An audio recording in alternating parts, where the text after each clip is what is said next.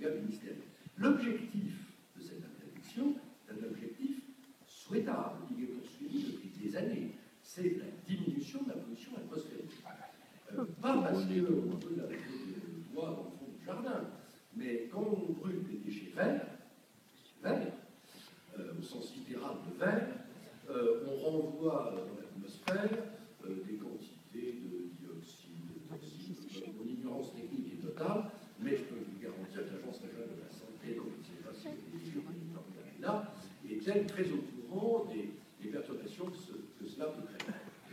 Alors, cela dit, il est vrai que la lecture littérale de cette société, M. le député, merci de l'avoir signalé, a pu entraîner un peu de perturbation dans les campagnes, mais également pour les gestionnaires de déchetterie.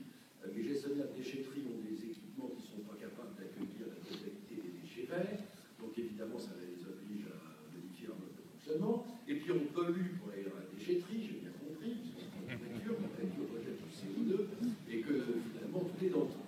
Il paraît que c'est pas si vrai que ça, techniquement. Enfin, c'est pas la peine non plus d'aller inutilement compliquer la vie de nos concitoyens. J'ai donc demandé l'avis du CONERST, qui s'est réuni tout récemment, de donner un avis, en laissant entendre qu'il ne serait pas hostile à un assouplissement de la mesure. Et comme le texte me le permet, j'ai fortement demandé à l'Agence régionale de santé de me proposer des évolutions. D'ici la fin du mois de février, un nouvel arrêté sera pris. L'esprit sera tout simplement de distinguer les déchets verts, qui sont encore verts, et les déchets secs. Parce que les déchets peuvent être verts ou être secs. C'est séché. Lorsqu'ils sont secs, que vous veniez de voir, dans leur cheminée chez eux, j'ai fait valoir au service qui n'était pas d'accord avec moi, que c'est rare qu'on ait un jardin du bois et qu'on n'ait pas une cheminée pour le faire brûler. Si vous le faites brûler dans le cheminée, c'est légal. Si vous le faites brûler parce qu'il y en a beaucoup, qu'il y a des feuilles sèches dans le fond du jardin,